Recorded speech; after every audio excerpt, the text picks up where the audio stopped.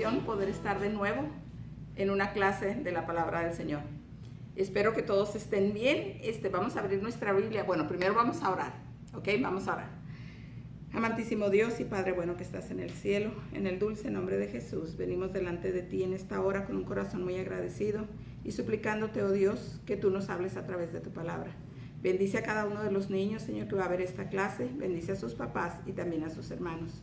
Bendice al pastor, Señor, y a toda la iglesia. Te lo pedimos en el dulce nombre de Jesús. Amén. Ok, niños, vamos a ver un versículo que está en la Biblia, en la palabra del Señor, y es en Josué, el libro de Josué, capítulo 1, versículo número 7. Dice la palabra del Señor: solamente esfuérzate y sé muy valiente para cuidar de hacer conforme a toda la ley que mi siervo Moisés te mandó. No te apartes de ella, ni a diestra ni a siniestra, para que seas prosperado en todas las cosas que emprendas. Josué 1:7. Vamos a aprender nada más la primer parte del versículo. Solamente esfuérzate y sé muy valiente. Josué 1:7. Quiero que lo digan conmigo. Solamente esfuérzate y sé muy valiente. Josué 1:7. Si se fijan, tiene aquí unos puntitos porque no está todo el versículo. Nada más vamos a aprender la primera parte.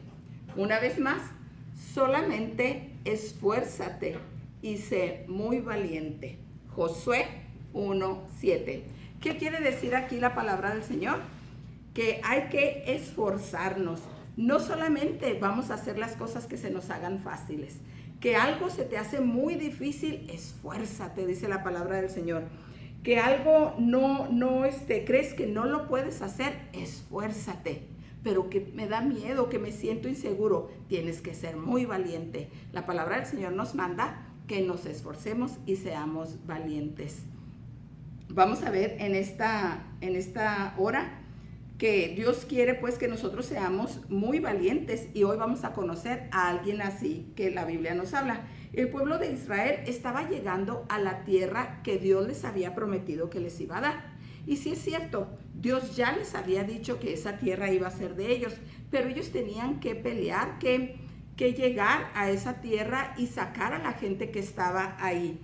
Dice la Biblia, iban a combatir a una ciudad que se llamaba Debir. En el libro de Jueces, ahora vamos a brincar al libro de Jueces, y en el capítulo 1 dice la Biblia, en el versículo 11, de allí fue a los que habitaban en Debir, que antes se llamaba Kiriat Sefer, y dijo Caleb: el que atacare a Kiriat Sefer y la tomare, yo le daré Aksa, mi hija, por mujer. Imagínense quién va a ir a esta guerra. Tiene que ser alguien que sea muy valiente porque es una guerra. Ellos van a pelear. Tiene que ser un hombre que sea muy valiente. No puede ser alguien que diga: ay no, me da miedo, yo no puedo ir. Tiene que ser alguien que diga: vamos, sí podemos porque Dios está con nosotros. Tiene que ser alguien que sea muy valiente. Pero también tiene que ser alguien que diga: sí podemos, Dios está con nosotros. No tiene que ser grandote y fuerte, pero sí tiene que ser muy valiente. No solo tiene que ser valiente, tiene que tener disposición. Tiene que estar dispuesto a ir. No nada más decir: sí, vamos, pero también tiene que ir. No le va a servir de nada que sea valiente y que diga: sí me atrevo, yo me atrevo a ir, pero que luego diga: no tengo ganas de ir, no quiero ir, que mejor vaya alguien más. Eso no le iba a servir de nada. Tiene que ser entonces valiente, pero también tiene que estar dispuesto a ir. Número 1, tiene que ser valiente, y número 2, tiene que estar dispuesto a ir. ¿Creen ustedes que hayan encontrado a alguien así? ¿Quién irá? ¿Irías tú? ¿Irías tú? Vamos a ver si encontraron a alguien.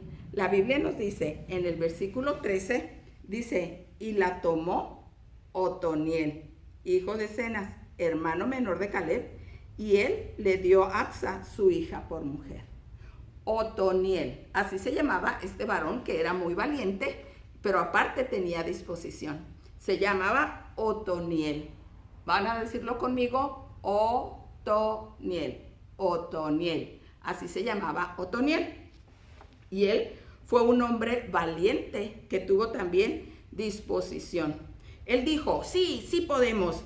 Vamos, porque Dios está con nosotros. Y fue, y dice la Biblia que Caleb le dio a su hija, ¿verdad? ¿Creen que había muchos hombres así como Otoniel? Valientes y con disposición. ¿Cómo lo sé? Porque la Biblia nos lo dice. Para este tiempo ya había muerto Josué. Y en el capítulo 2 y el versículo 10 dice la Biblia que toda aquella generación también fue reunida a sus padres, y se levantó después de ellos otra generación que no conocía a Jehová, ni la obra que él había hecho por Israel. Después los hijos de Israel hicieron lo malo ante los ojos de Jehová y sirvieron a los Baales. ¿Por qué creen que pasó eso, niños? ¿Por qué toda esta generación no conocía lo que Dios había hecho por el pueblo de Israel? Sus papás no fueron hombres valientes y no estuvieron dispuestos a enseñar a sus hijos. Porque no fueron una o dos personas las que no creyeron. Dice la Biblia que fue toda una generación. Es muy importante que los papás sean valientes y tengan la disposición de enseñar a los niños a obedecer. Primero a Dios, pero también a los padres.